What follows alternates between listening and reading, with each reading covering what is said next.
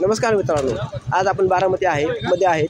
बारामतीमध्ये आपण विद्युत क्षेत्र तांत्रिक कामगार युनियन यांच्या साखळी उपोषणासाठी इथं आलेलो आहे। यांच्या काही मागण्या आहेत, आपण ते आपण बघणार आहेत आणि त्यांच्या वतीने आपण त्यांना न्याय मिळवण्याचा पूर्ण या यूट्यूब चॅनलच्या माध्यमातून यूट्यूब चॅनलवर करणार आहे। संपलेश महाराष्ट्र राज्य विद्युत वितरण कंपनी महावितरण या कंपनी प्रशासनाला आमच्या संघटनेचे केंद्रीय पदाधिकारी सन्माननीय श्री देवकांत साहेब, बाळासाहेब गायकवाड साहेब, रवी बाराई साहेब या केंद्रीय पदाधिकाऱ्यांनी जे नोटीस दिली होती या साखळी उपोषणासंदर्भात मुख्य तंत्रज्ञ व प्रधान तंत्रज्ञ यांच्या इंधन भत्त्याची प्रॉपर अंमलबजावणी होत नसल्याने हे आंदोलन, हे साखळी उपोषण आम्ही आमच्या संघटनेच्या माध्यमातून संपूर्ण महाराष्ट्रभर सर्व परिमंडल कार्यालयासमोर करत आहोत।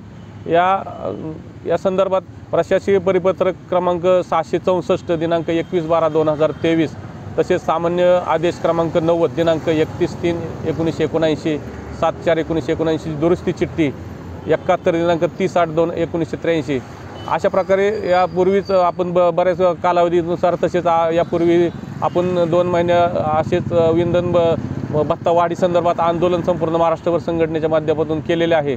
त्या संदर्भात आपल्याला अनुषंगाने महावितरण प्रशासनाने आपल्या वर्ग 3 व 4च्या कर्मचाऱ्यांना तळागाळातील आपल्या सर्व शेतकरी म्हणा किंवा आपले वीज ग्राहक आहेत त्यांच्या वीज बिल वसुली तसेच वीज बिल दुरुस्ती संदर्भात तळागाळापर्यंत जाऊन रात्रंदिवस अहोरात्र कष्ट करून रात्रंदिवस फिरावं लागतं। त्यास त्यांना त्यांच्या गरजेनुसार गरजे इतका तरी किमान त्यांना इंधन पेट्रोल भत्ता मिळावा ह्या उद्देशाने संपूर्ण महाराष्ट्रभर आंदोलन केलेले होते।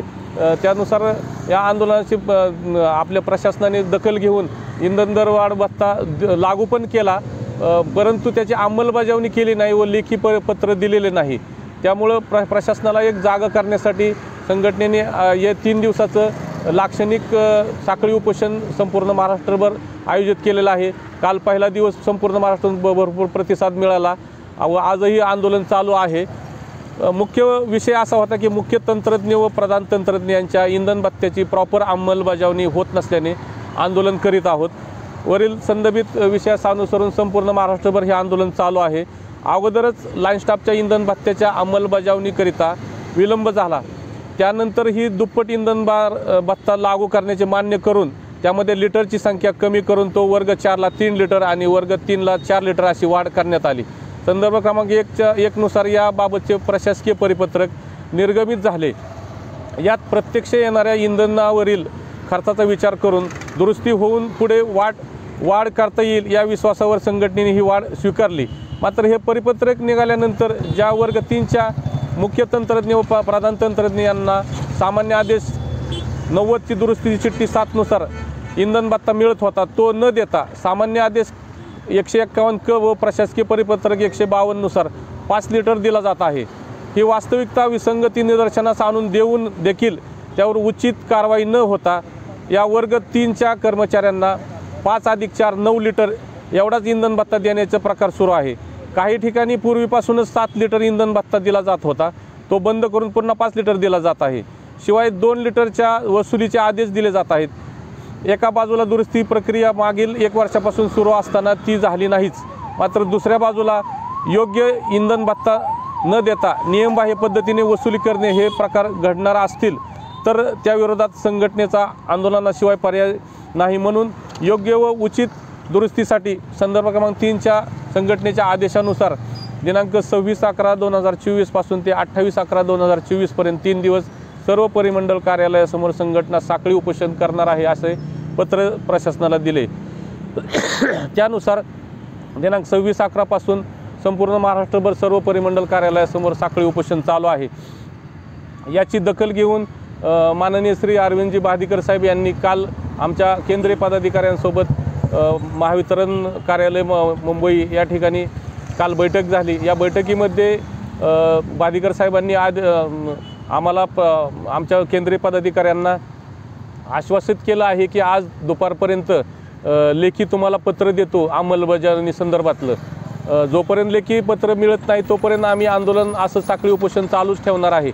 लेखी पत्र दिल्यानंतर आम्ही आमच्या केंद्रीय पदाधिकाऱ्यांना ज्यावेळेस लेखी पत्र दिलं जाईल की सदर पेट्रोल भत्ता वाढीसंदर्भात आदेश आम्ही सर्व महावितरण प्रशासनाला कळवित आहे असे पत्र दिल्यानंतरच आम्ही याची दुपारी 1:30 वाजता सांगता करू व आंदोलन साखळी उपोषण संपल्याचे जाहीर करू असे मी संघटनेच्या वतीने जाहीर करतो.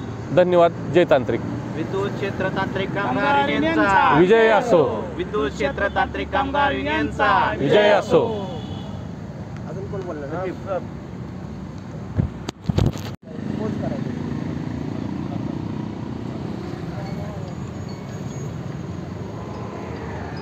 नमस्कार. नमस्कार. मी विठ्ठल शिंगाडे, हां. कोयना जलविद्युत कर्मचारी संघटना इंटक महापारिश्रम कंपनी विभागीय सचिव म्हणून मी माझ्या संघटनेच्या वतीने पूर्णपणे पाठिंबा देत आहे. यांच्या मागण्या जोपर्यंत मान्य होत नाही तोपर्यंत मी आणि माझी संघटना त्यांच्याबरोबर आहे. आपण आता विद्युत क्षेत्र तांत्रिक कामगार युनियन यांची आपण मुलाखत घेतलेली असून त्यांचे मागण्या साखळी उपोषणमार्फत त्यांनी प्रशासनाला किंवा त्यांच्या सरकारला दिलेल्या आहेत. ते लवकर मान्य जर झाल्या नाहीत तर या सर्वांचे म्हणणं आहे की अजून 1, 2, 3, 4 जोपर्यंत दिवस त्यांची मागण्या मान्य होत नाही तोपर्यंत ते त्यांच्या बाजूनी राहतील. तर या ARS न्यूज या पेपरचा संपादक असल्याने मी यांच्या पूर्ण पाठिंबा देत आहे आणि हे जोपर्यंत त्यांच्या मागण्या पूर्ण होत नाही तोपर्यंत ही बातमी लागून राहील आणि प्रत्येक कानाकोपऱ्यामध्ये महाराष्ट्राच्या ही बातमी पोहोचण्याचं काम मी करील. मी ह्यांना न्याय मिळवल्याशिवाय सत्य थांबणार नाही.